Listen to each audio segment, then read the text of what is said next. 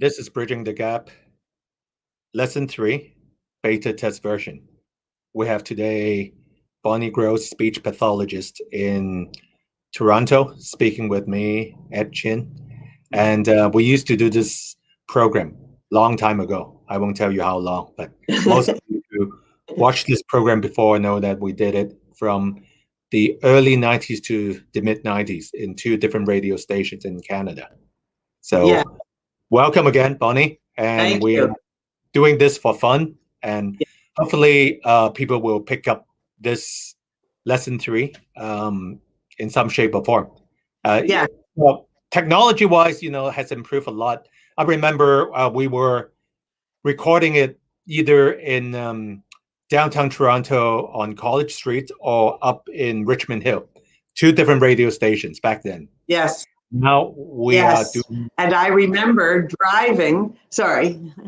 Yeah, we're doing it. I remember driving sometimes at 11 o'clock at night to do the live program. I met you, we did it live in the studio, and now we can do it live, and I'm sitting at home in my office. You're sitting in your office. Technology is amazing. And we're 12 hours different, right? Or 10 hours time difference. Right now it's 12 hours. And for those who are just slowly coming into the show, just say hi. We know where you are from. That's good. Again, the title or the program is called Bridging the Gap. It's not just about accent reduction. It's also about cultural differences and how to express yourself in English, whether it's Hong Kong English, Canadian English, Singaporean English.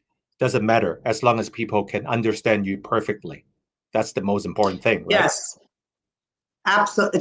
It's the most important is for people to understand you, and the second most important is for you to feel comfortable that you're getting your point across too. And then there's an easy flow of a connection between people, and that's really what my business is about. Yes, I do talk about the details, and I teach people, as you know, like how to pronounce things and how to get the idioms right. But the bottom line is people want to feel comfortable talking to each other, and you want to make a connection. Just like you and I do, Ed, right? 2 different parts of the world, and we're still talking after many, many years. And I get lazy too, Bonnie, because I don't want to do all the editing. So I try something new. Today we're using StreamYard. We just broadcast it live instead of doing all the editing afterwards, which is painful. Sure, why not? Yeah. Yeah, it's time consuming. Here we are. Yeah. So I see like some people start coming in. Again, if you the first time watching this show, is called Bridging the Gap. It's more than just accent reduction. It's talk about cultural differences, about people who are leaving Hong Kong as well, whether they're moving to the UK and Canada. You might get well versed into preparing yourself to your next home, so to speak, temporarily or whatsoever. But today, specifically, there's some format and also like some bullet points we want to talk in a strategic format. One is about the eastern provinces in Canada. Now, there's one word that people pronounce it quite differently, which is Newfoundland. Now they pronounce it as Newfoundland, and probably you have a different way to pronounce it too. And then the word is called Newfoundland and Labrador. I left Canada in year 2000. They added the province from Newfoundland to Newfoundland and Labrador as well. I didn't even notice until just recently. So I passed the ball to you, Bonnie. How should you pronounce the word? Newfoundland. How do you pronounce it? Yes. Well, this is a very good question because there's all different ways that people do pronounce it. So sometimes people will say Newfoundland. Some people will say Newfoundland. And some people will say Newfoundland and Labrador and stress at the end, right? So it depends on where you stress. Okay, now I'm going to tell you the right way. And then I'm also going to tell you that if you make a mistake on it, it's not a big deal. But the right way is you stress on the new. Newfoundland, Newfoundland, Newfoundland. Okay, Newfoundland and Labrador. Okay, some people say Newfoundland, some people say Newfoundland. The people who live say Newfoundland. And so, but this brings up an even broader point in terms of the way you speak English, is where you stress in the word matters in terms of other people understanding you. So I think Newfoundland is a challenge, but also if you look at other words such as corporation. Oh, Ed, you're coming to Toronto. Are you going to visit any corporations? Are you going to do any corporations to visit? Are you going to go to corporations? Oh, are you going to visit a corporation? Boom, I understand you. As soon as you stress on the Asians, it creates a flow of conversation between us. So where you stress can make a difference, even if all the sounds are correct. Right. But Newfoundland, I remember when I was still in Canada, it's Newfoundland. But somehow, when they become Newfoundland or Newfoundland and Labrador, so it's like Newfoundland. So anyways, the stress is on the word new.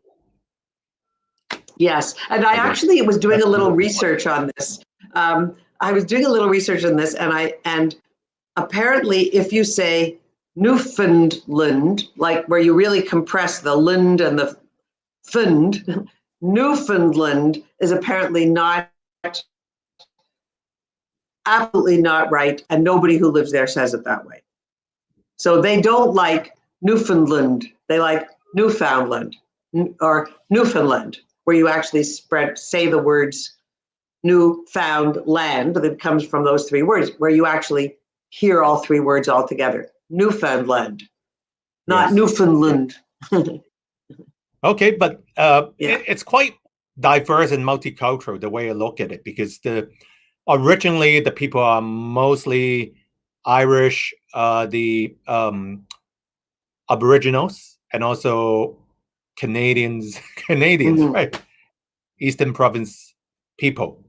But then now I know there's one or two universities that attract a lot of students from mainland China. They even have one MBA program that is taught in Mandarin. Can you believe it? So it's really? I mean, in Newfoundland? Yes. In Newfoundland? Yes. Really? Yes. I didn't know that. Fabulous. Yeah. And I'll tell you which university, because someone just told me.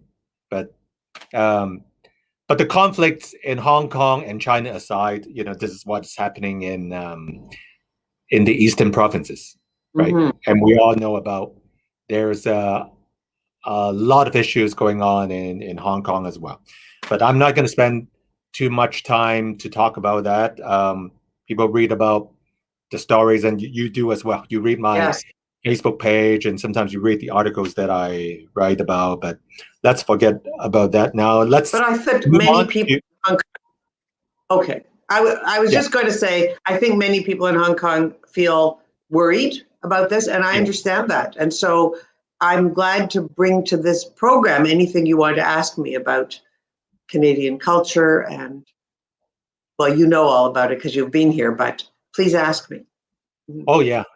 And also sometimes it's good to check the comments on YouTube as well, even though some like more, I would say, I don't want to use the word offensive, but people are critical, especially in the social media. Yeah. As long as it is not like the 5 Cents Army. And Bonnie, you know what's a 5 Cents Army? I don't. You don't? I haven't heard that before. Okay, so all these different cyber soldiers, right? That's form an opinion, like on social media. People get paid by doing it. Sometimes they do it with a good intention, sometimes with a very bad intention. So when they say 5 Cents Army, usually they refer to these cyber soldiers from a communist country. They want to change the opinion of something. So it could be any totalitarian regime. So 5 cents armies. So one Well, would be, yeah.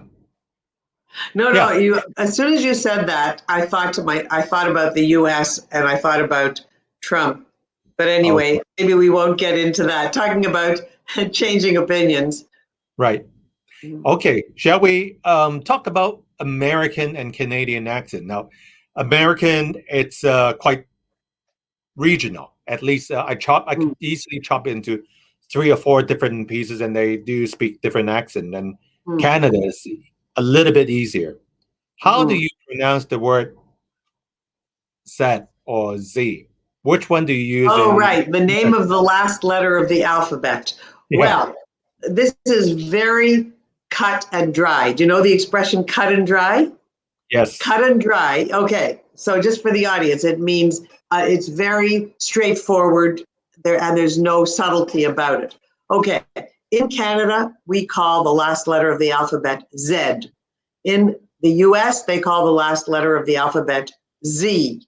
There's no right and wrong. It's just different. Yeah. And I think there are many subtle differences between Canadian and American English, even though we're speaking the same language. And you're right, it is very regional. How about UK? Do they say Z or Z? Of course, it's Z. Oh, good question. I think Z, because Canada originally, we did everything in terms of the way we spell words too. Let's look at the word color, COLOR. Yeah. Okay, let's look at the word color in Canadian spelling, COLOUR. It's British, right? We kind of got a lot of our expressions, our pronunciation, our spelling from British. And then with America, they changed it a bit in terms of spelling and pronunciation. And people like to buy real estate in different parts of the world. US, Canada, Hong Kong, same thing, right? And how do you say the word foyer and foyer? Which one's Canadian? Yeah, which one's yeah, that's a good one. So in Canada, we say foyer. And of course, what it is when you come into a home or into an office building, the very first place that you enter, the entranceway, is I would say foyer, is the foyer. And in the US they say foyer. Oh my goodness, that sounds so strange to me, but it's spelled Foyer, right? same But spelling. we're like half French, right? So a lot of what our words and our pronunciation does also come from French, whereas it doesn't in the US, except maybe in certain pockets. So we say foyer. Okay. Come into my foyer. Okay. Bathroom versus washroom. Do you go to the bathroom or do you go to the washroom? So this is more of an idiomatic difference. Well, now it depends on where you are. I'm going to tell you a funny story about that happened to me. But okay, I was in New York City. As you know, Toronto was very close to New York, and I have clients who I visited in New York before the pandemic. And I just felt that I needed to go and ask, where's the bathroom or where's the washroom? Okay. Yeah. So I just went into a little store, and just before I went to visit my client, and I said, could you tell me where's the closest washroom? You say okay, where's the closest public washroom? Yeah. Okay, so I've been saying washroom for my entire life. And so she pointed across the street and she said, oh, you just go right in there. And I looked across the street and it was a laundromat where you go wash your clothes. Right. I said, no, please tell me where is the closest washroom? Yeah. And she said, okay. And she just pointed somewhere else. It means a place where you go and wash your hands. The sink. She pointed to the sink. Okay. And by the way, English was not her first language either, but it doesn't matter. It's just the same confusion. Then I said, no, could you tell me where the closest toilet is? Now, that the word toilet is very common in the UK. Universal. Yeah, and so it is not considered offensive. But in Canada, like for me to actually use the word toilet, I felt like I was being so offensive, but she understood me immediately. Yep. Okay. Anyways, long story short, then she said, "Oh, you mean bathroom?" And I said, "Yes." So here we have a very important word: washroom, toilet, bathroom. And depending on what you say, people may or may not understand you, or they may laugh at you because you're not using, bathroom could also mean where you want to go and take a shower. Well, Anyways, it was a very interesting experience. Yeah, I go to the US a Pardon? bit too. Sometimes I mix up like you. Washroom, bathroom, but the safest thing, I guess, is just use toilet. But why is it offensive to you Yes. as a Canadian? Tell me. It's a very good question, because when something is offensive, you just have a reaction. You don't think about why. But I think to me, the word toilet is the actual, it's the actual thing that you sit on. And to me, that's a little bit rude to ask somebody where's the toilet. I'd rather say washroom, but they don't understand me in the US when I say that. A little bit now more I've learned. Right? Yes. It's more polite. Yeah, more polite. but still, be prepared for it to take a while before you get to the right place. So you asked me, like, what's the difference? There's no difference. It just depends on where you are and what is that idiomatic expression that's used. Okay. Now there's one word that we use a lot, about. The way they say it in the American way and Canadian way, it's quite different. Can you first start with the American way? Oh my goodness, that means, okay, so first, before I even tell you that, when I go to the US and I say out and about, okay, I'm going out and about, they look at me and say, ha ha ha, you're Canadian, are you? Like, they immediately know just from my pronunciation of this vowel sound, ow, A-U, ow. Okay, so in the Northeast, and probably the whole of the US, now that I think about it, they say ow, about. It's more open. Out and about. Out and about. Okay. We say out and about. Yeah. It's more like we don't open the mouth as much, and it's more like an ooh sound. Not boot. It's not oot and a boot. That's going too far. It's ow, ow, ow, ow, out. That's my way. If I go to New York, it's ow, out. Are you going out for lunch? Out? Yes, I'm going out for lunch. I'm from Toronto. Out. So and it's only like 12 hours by absolutely. Car. Pardon? It's only 12 hours by car, 10 to 12 hours, and I know, but it's very different. Yeah. And I think that's true of many vowel sounds too. Like, that's the most obvious one. Let's look at the word house. Come over to our house. Our house. That's how I would say it in Toronto. Yes. In the US, they would say house. Yeah. House. And house. How do you more say open? If you're a Texan. Let me think.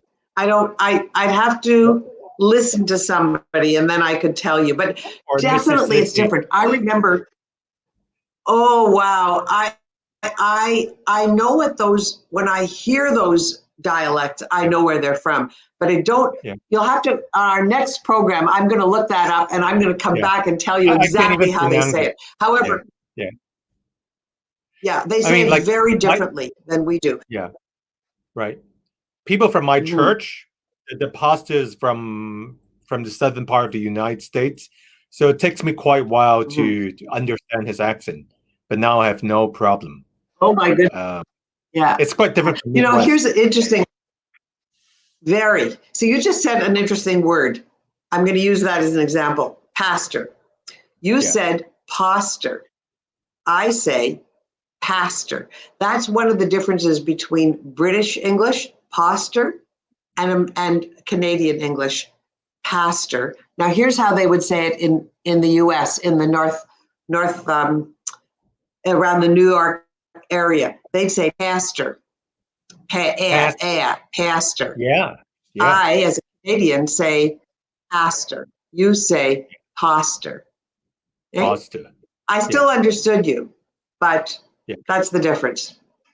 Yeah. I didn't say BAS, if you know what I mean. I say positive. Yeah. I do. But I understood it. I understood. Yeah. But Right. but it is different, and I had to like think about it for a second. But you said church, so I knew what you meant in context. But if you just said the word without the context, I would have to ask you, what do you mean? You mean pastor? Yeah. Do you mean Yeah. poster? Like the thing you hang on the wall, poster? You know, I wouldn't Right. know. So it's in the vowel sounds. Depending on which region you're from, it isn't about whether you pronounce R or TH or some of those obvious sounds. A lot of it is how you pronounce the vowel sounds. It changes from region to region. Even in Yeah. Canada, it changes from east to middle to west. Hmm. Now, one last word, and then maybe I'll let you just wrap up with the program. How do you say the word sorry? U.S. and Canadian way is quite different. Yes, or yes. So that's another interesting one. Yeah. And it has to do with the vowel O, the sound. Okay, so I would say, as a Canadian, sore, or, sorry. I'm sorry. In the US, just a little 12 hours from here, it would be sorry. Sorry. I'm sorry. Yeah. So, I would say I'm sorry. So they're more open in the vowels, about, sorry. We're more closed, sorry, lips closed, or lips narrower. So depending Maybe. on where person from Hong Kong is going in North America, it would be good to kind of listen to some radio or something from that region to get the sound of it. I just think sometimes Canadians are more reserved. So the way we say it, we are. Is that a good thing? That's the topic of another program. We are similar to the US, but we have our differences as well. Right. And then we are quite different from the UK accent, which sometimes the Queen's English is quite different from other parts of the UK. Mm-hmm. So I'm fairly used to the UK. You know, if you grow up in Toronto and you have been exposed to the UK accent, like there were like many hundreds and hundreds, maybe thousands of people came here from the UK years and years ago. And so growing up, we were pretty familiar with that accent. And so the more you hear it, the more you get to understand it. Yeah. How about South African English? Wow. Okay, I'll tell you another story. It's so different. You know, sometimes people hear a South African pronunciation and they think it's British, but it's really different. The vowels are totally different. I have a very good friend in Toronto. She's also a speech therapist like me. Yeah. And I remember when I first met her, and she had just come from South Africa, we were speaking the same language and I had no idea what she was saying. But after a while, as you start to really listen and talk to somebody, you start to hear it and understand it better. But the vowels, again, are very different. O, very different. And so are the idioms. Okay. I guess, you know, the key thing for this Bridging the Gap program is, first of all, having some fun. I hope the audience get inspired, and also we're having fun doing it. But at the same time, if people are taking some public exams, if they need like a standardized test of sorts, whether it's in TOEFL or IELTS, I don't know what type of English they use. Probably either North American or UK, right? For TOEFL, definitely, I think it's more American listening, American style of listening English. And IELTS, do you know, Bonnie? Is it more UK? I don't know. I'm not familiar with that one. But what I do think is that anybody who's taking an exam and is going to immigrate anywhere in North America, if they learn Canadian, like Toronto, like where we are situated, if you learn that type of English, you can go anywhere in the US or in Canada with that accent. If you learn British accent, you can go anywhere, but people will understand you the best if you learn the Toronto type Canadian English, because there are many, when you turn on the US TV stations like CNN, for example, or most of the US stations, they sound like I do, even though they're from different regions. It seems to be quite standard in terms of people understanding each other. Right, right. I think it's probably that accent will take you to more places and be understood. I think so too. And since I live in the Midwest, US before, I also find like Midwest accent one of the easiest to understand, and as you said, standardized broadcasting, ABC, NBC is more like Peter Jennings. I think he passed away a few years ago. Yes. That's the easiest accent, and he's from Canada originally. Yeah. Yes. Yes. And you're right. When you listen to the major news stations in the US, they not 100% sound like we do, but maybe 95%. And so it's a very, very good accent to have, to be understood everywhere. Yeah. Well, I hope people get inspired, and I cannot pretend to know Australian or New Zealand accent, even though proximity-wise it's closer from Hong Kong to Australia. I still find it very difficult to imitate. Put it this way. Yes, but when you live in a place for a while, you do start to understand it a bit better. You know, another thing is to watch TV programs with the accent that you're going to, because if you like Netflix they have Australian TV, you can stream, not South African, but they do have different accents from different English speaking places, and that might help to get your ears tuned in. Yes. You probably get a lot more Australian TV than we do, I guess. Yeah. Maybe. Yeah. And then one unique accent definitely is Singaporean accent, which is you can't find it anywhere in the world. Yeah. Very different. Very different. Very different. Okay, I guess. But sorry. No, I was going to say you can learn any accent. You just have to take it one step at a time instead of trying to understand everything and change everything. By learning one sound at a time, and you will ultimately get it all. Okay. Now, before we wrap up with the program, someone, Patrick Tang, just has a question. He asks, Bonnie, how do you pronounce the word DANCE? That's his question. Yes. Okay. How I would say it, being this is okay, not just me as a Canadian, but as a Canadian or an American, we would say dance. Dance. In the UK, they would say dance. Yeah. If you say dance in North America, we might not quite understand what you mean. Yeah. Dance. We say dance.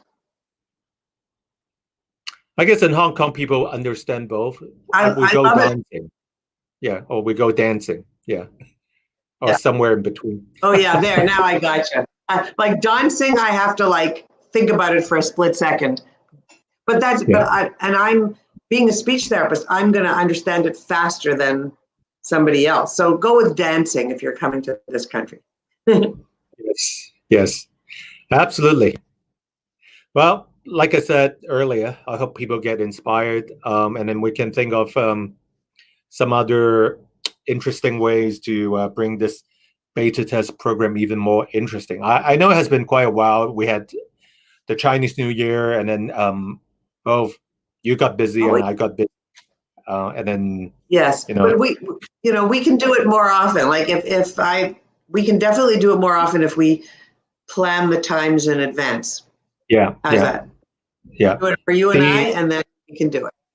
Yeah, the content is not difficult for us, but finding the time, Oh. because we still have a 12-hour time zone difference. Yes. Sometimes that gets challenging. Yes. Yeah. Yes. But this time right now is pretty good. Cool, cool. So I'm gonna stop this live broadcast, and I'm gonna talk to Bonnie behind the scene for another minute or two. So let me just stop now. Okay.